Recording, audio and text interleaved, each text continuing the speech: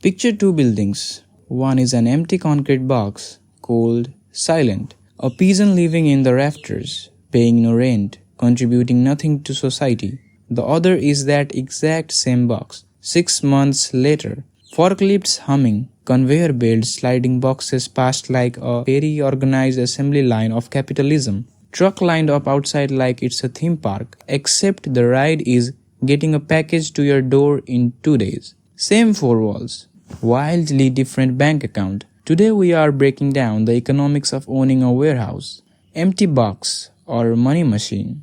Let's find out which one you would actually end up with. First decision, buy the building or rent it. Buying is expensive, obviously, but renting isn't the cheap escape people think it is either. Average industrial rent in the US runs around $10 per square foot per year. Sounds small. It isn't. Take a 50,000 square foot warehouse. Mid-sized, nothing fancy. That's roughly $488,000 a year in rent alone, before you have stored a single box. Add a security deposit, usually 2 to 3 months of rent up front. That's another $80,000 to $100,000 just to get handed the keys. And if the space needs work, loading docks, shelving, wiring, plumbing, for a 25,000 square foot facility, renovations can run $500,000 to over $1 million. Warehouses are simple buildings. Simple does not mean cheap. An empty warehouse is just a big shed. To make money, you need equipment, forklifts, pallet racking, conveyor systems. Together, this equipment typically costs $50,000 to over $500,000, depending on how automated you want to get. Want robots sorting your boxes instead of humans? Add a 0, maybe 2. This is the quiet trap of warehouse ownership. The building is expensive, but the stuff inside the building is where the real money disappears. Most people don't buy for any of this in cash. They borrow it. Commercial real estate loans typically want a down payment of 20 to 30%. On a $2 million warehouse, that's $400,000 to $600,000 of your own money just to get a bank to talk to you. Interest rates on commercial loans move with the market, but budget for something in the mid-single digits to low double digits, depending on the year and your credit profile. Then there is equipment financing, a separate loan just for the forklifts and racking, usually shorter term, higher rate, because equipment loses value faster than buildings do. So realistically, you are not managing one loan, you are juggling 2 or 3, each with its own payment, its own due date, and its own way of ruining your month if revenue dips. Banks love warehouses, to be fair. Real estate is collateral they understand. That makes financing easier here than in a lot of other industries. Easier, not easy. So how does a warehouse make money back? Option 1. Rent out space to other businesses needing storage. This can bring in roughly $10 to $50 per square foot per year, depending on demand and location. Option 2. Run your own fulfillment operation, storing and shipping products for other companies. Higher effort, higher potential reward. Option 3. Get creative. Some owners turn warehouses into event venues, indoor markets, even mini retail malls. Same box, completely different business model. Whichever path you pick, one number matters more than any other. Gross margin. Most warehouse operators need at least 40% gross margin before rent just to have a shot at break-even. Fall below that and the building starts eating you instead of the other way around. Here's something people miss. Warehouse isn't one business, it's several, wearing the same concrete costume. Standard dry storage is the cheapest to run and the cheapest to rent out. Simple shelving, simple economics, simple everything. Cold storage is a different animal entirely. Refrigeration and freezing equipment can add hundreds of thousands of dollars to your build out. But frozen and perishable goods pay a premium to store. Sometimes 2 to 3 times the rent of dry space, because there is far less competition willing to handle the electric bill. Bonded warehouses, the ones storing imported goods before customs clearance, come with their own licensing and paperwork, but they charge accordingly. Higher complexity, higher fees. And self-storage, the small personal unit kind, is almost a different business together. Lower revenue per square foot but dramatically lower labor costs, since nobody's forklifting your neighbor's old couch around for them. Pick your box wisely. The concrete looks the same everywhere. The bank account does not. Here's the con nobody puts in the brochure. Labor. Warehouses are labor hungry. Pickers, packers, forklift drivers, supervisors, all of them on payroll, all of them needing to be paid whether the business is booming or dead quiet. In struggling warehouse operations, labor costs alone have been known to eat up close to double the monthly revenue. That's not a typo, that's a business actively losing money on every single order. Get staffing wrong and your warehouse isn't storing profit, it is storing debt. Labor gets even messier when you factor in seasons.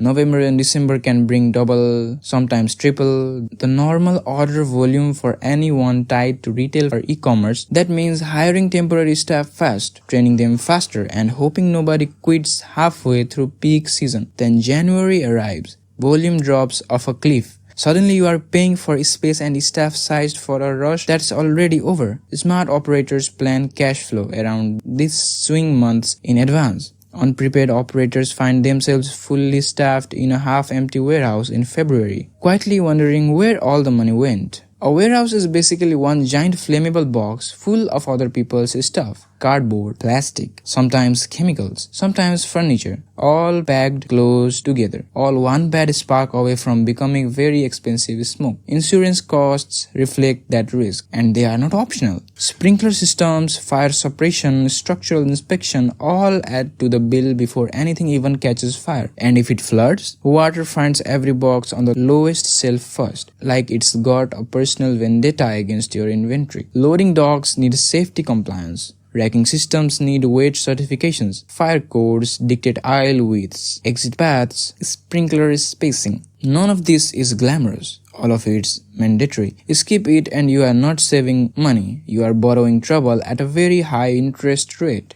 Every few years, someone tries to sell warehouse owners on full automation, conveyor sorting, automated storage systems, even wheeled robots that quietly glide around picking inventory while humans supervise from a screen. These systems aren't cheap. Depending on scale, automation investment can run from the low hundreds of thousands into the millions of dollars. But the pitch is simple. Machines don't call in sick. They don't need overtime pay during the holiday rush. And they don't get slower on a Friday afternoon. The payback period varies wildly, sometimes 3 years, sometimes closer to 7, depending on labor costs in your area and how much volume you are actually moving. For small warehouses, automation is often overkill, a Formula 1 engine bolted onto a golf cart. For large high-volume operations, it can be the difference between thriving and quietly bleeding cash on payroll forever. Now the good news, because there is some. Warehouses benefit from something most businesses don't get: predictable long-term lease income. If you are the one renting space out, tenants sign multi-year contracts. That means stable, boring, wonderfully reliable cash flow, month after month without reinventing anything. E-commerce also keeps growing, which means demand for storage and fulfillment space keeps growing right alongside it. Warehouses aren't the trend, they are the quiet backbone behind every your package has shipped email. And once a warehouse is running efficiently, margins can be genuinely excellent.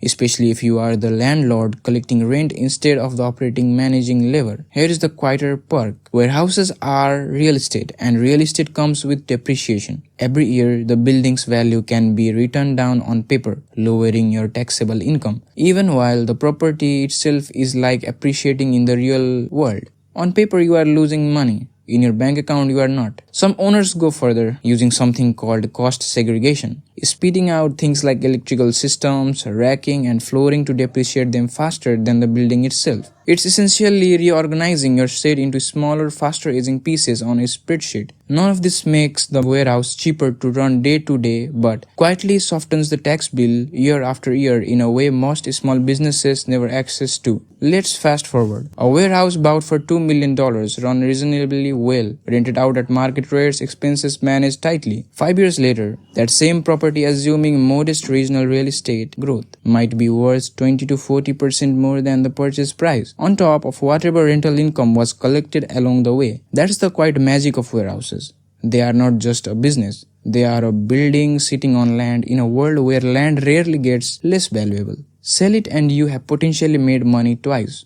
Once from the operation, once from just owning concrete in the right place at the right time. Let's tally it up. High upfront lease or purchase cost, expensive equipment, constant fire and safety regulation, labor costs that can spiral fast if mismanaged. Against that, strong long-term lease income, a growing e-commerce tailwind, and margins that can be excellent once you clear that 40% gross margin bar. The warehouse business rewards patience and punishes sloppiness.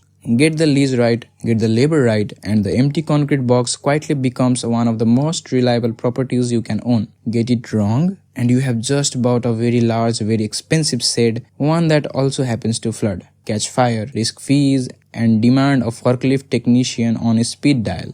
But get it right, and you have built something rare. A business with predictable income, real appreciating collateral, and a tax bill that actually works in your favor. So, would you own a warehouse somewhere out there right now?